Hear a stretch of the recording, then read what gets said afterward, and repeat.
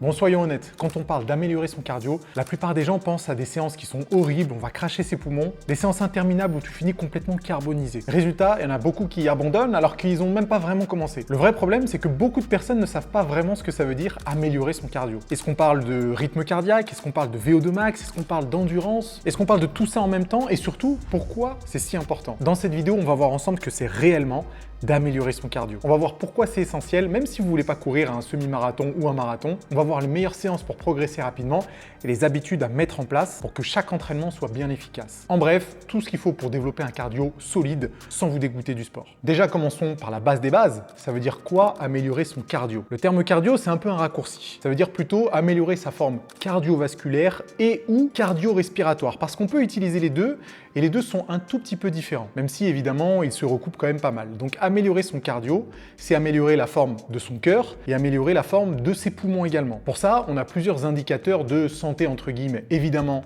la fréquence cardiaque et en l'occurrence la fréquence cardiaque au repos. Et on a autre chose qui est la VO2 max. La VO2 max, c'est le volume d'oxygène maximal que vous allez pouvoir consommer. Et c'est mesuré en général sur une minute. Pourquoi la fréquence cardiaque au repos, c'est un indicateur intéressant? Parce que ça traduit le niveau d'entraînement de votre cœur. De la même façon que vos performances à la salle traduisent le niveau d'entraînement de votre système musculaire, eh bien votre fréquence cardiaque au repos traduit de l'état d'entraînement de votre cœur. Si vous arrivez à soulever 150 kg au squat, c'est que vous avez les quadriceps musclés. Et si à l'inverse, vous avez une fréquence cardiaque au repos qui est relativement basse, c'est-à-dire moins de 60, moins de 50, voire même chez certaines personnes moins de 40, mais ça c'est pour des cas très précis et très spécifiques, eh bien on va considérer que vous êtes en bonne forme physique. La VO2 max, c'est un peu le même principe, mais comme on parle de volume d'oxygène consommé, eh bien évidemment on va parler aussi des poumons. Et votre VO2 max, c'est un indicateur très précis de votre santé générale. Plus votre VO2 max va être élevé, et moins vous aurez de chances de développer un tas de maladies. Évidemment, les maladies cardiovasculaires, mais aussi certaines maladies dégénératives. En gros, une bonne VO2 max, c'est un peu le cheat code pour vivre plus longtemps, mais surtout pour vivre en meilleure santé. J'ai quand même parlé de fréquence cardiaque au repos et de VO2 max, mais les deux vont de toute façon un peu ensemble. À ma connaissance, on ne peut pas avoir l'un sans l'autre. De la même façon qu'en musculation, si vous avez des gros muscles,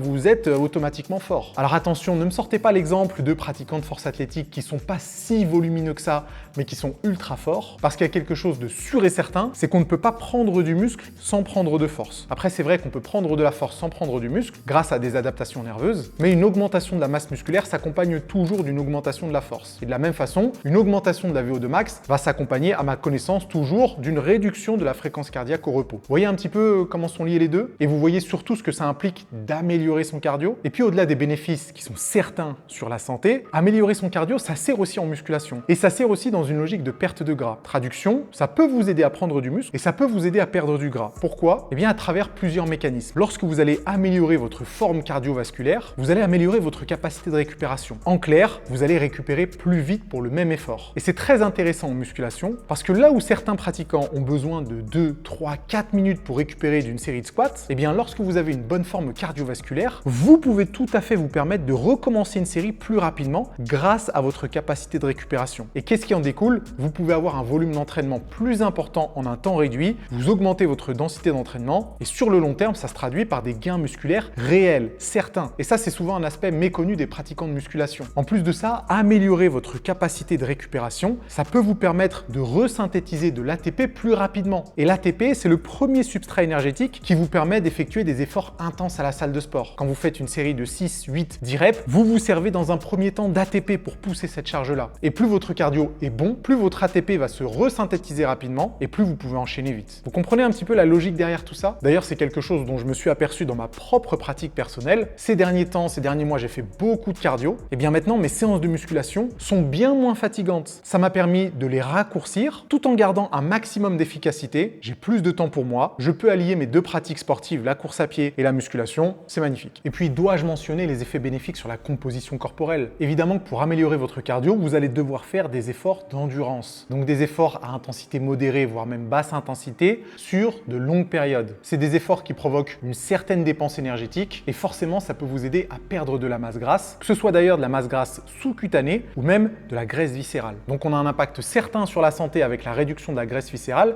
mais en plus une amélioration de la composition corporelle vu que ça va vous faire perdre de la graisse sous-cutanée. Et là, en écoutant cette vidéo, vous êtes en train de vous dire, mais Nassim, est-ce que c'est la formule magique pour avoir un physique incroyable? Alors pas si vite. Même si je suis convaincu que n'importe quel sportif devrait intégrer du cardio pour améliorer justement justement ses capacités cardio. C'est bien beau tout ça, mais Nassim, comment on améliore son cardio? Rassurez-vous, vous êtes tombé sur la bonne vidéo. Prenez des notes parce que je compte sur vous pour appliquer les séances que je vais vous partager juste après. Améliorer son cardio, ça passe par plusieurs mécanismes. On va avoir les efforts d'endurance qui sont d'intensité modérée, voire même basse intensité pendant de longues périodes. Donc typiquement des entraînements qui durent 45, 1 heure, voire même un petit peu plus. Et d'un autre côté, on va avoir l'opposé, c'est des efforts très intenses, intensité maximale d'ailleurs, qui vont être relativement courts, le fameux fractionné ou l'intervalle training. Là, l'idée, ça va être d'enchaîner des petites périodes d'efforts maximales pour justement faire monter votre rythme cardiaque le plus haut possible. Enfin, peut-être pas le plus haut possible, hein. On ne cherche pas à faire un malaise, mais vous avez compris, aux alentours de 90-95% de la fréquence cardiaque maximale. Et c'est cette opposition, ce contraste entre ces deux types de séances qui va vous permettre d'améliorer très rapidement votre cardio. Est-ce qu'on peut améliorer son cardio uniquement en faisant de l'intervalle et du fractionné? Oui. Est-ce qu'on peut améliorer son cardio uniquement en faisant de l'effort modéré ou basse intensité? Oui. Mais vous avez compris, ça va sûrement pas être optimal. Déjà, si vous ne faites que de l'intervalle, que du fractionné, vous n'allez pas tenir longtemps parce que c'est le genre d'effort qui est très difficile et vous aurez besoin de prendre soin de votre récupération pour être sûr de continuer à performer et de ne pas vous blesser. On parlera de la récupération juste après. Et puis les efforts modérés, ça va pas être trop agressif sur la récupération. Mais le problème, c'est que ça prend très longtemps. Et si vous ne voulez pas vous retrouver à faire des séances à rallonge plusieurs fois par semaine, le plus pertinent, c'est quand même d'associer les deux. Comment on associe les deux? Avec quel ratio? Là, ça dépend de plein de facteurs. Ça dépend de votre expérience, ça dépend de votre objectif, ça dépend de vos disponibilités, etc.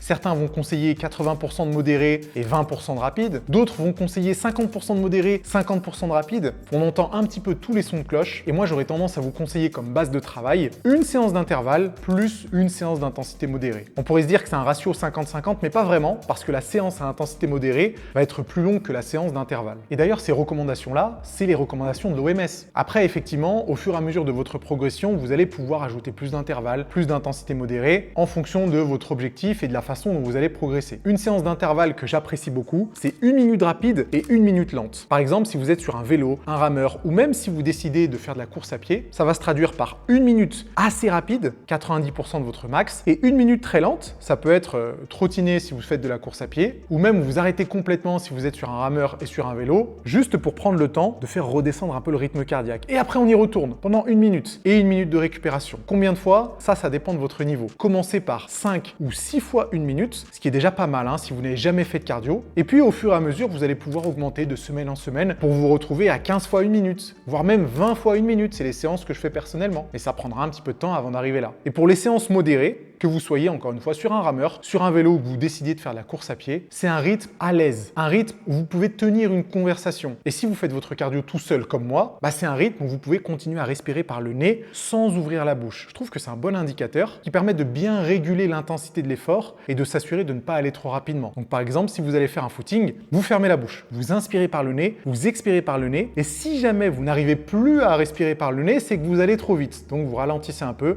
pour pouvoir continuer cette respiration nasale. Et à partir de là, vous avez une super base de travail pour commencer à améliorer votre cardio. Mais attention, on n'a pas fini, on n'a pas terminé, parce que l'une des choses les plus importantes à prendre en compte pour progresser en cardio, c'est les bonnes habitudes autour de la récupération. C'est toujours quelque chose qui est un peu sous-estimé, parce qu'on a l'impression que les progrès se font pendant la séance d'entraînement. Alors c'est en partie vrai, mais il y a aussi une grosse partie de votre progression qui se fait en dehors de la salle, en dehors de vos entraînements, lorsque vous allez récupérer. Ça passe bien sûr par un bon sommeil, une bonne alimentation, mais aussi une bonne alimentation péri-entraînement, c'est-à-dire ce qui se passe autour de l'entraînement. Et il y a quelque chose de primordial lorsque vous faites des entraînements de cardio, c'est de prendre en compte la quantité de transpiration que vous allez produire. Pourquoi c'est important? Parce qu'à l'intérieur de cette transpiration, vous avez plein de minéraux essentiels. Vous avez du sodium, du potassium, du calcium, du magnésium, et en fonction de la quantité de transpiration que vous allez produire, vous allez évacuer une grosse quantité de ces minéraux. Des minéraux qui sont essentiels à la performance et à la récupération. Et c'est pour ça qu'il va être très important de prendre des électrolytes. Les électrolytes, j'en ai sorti il y a quelques mois avec ma marque Coalition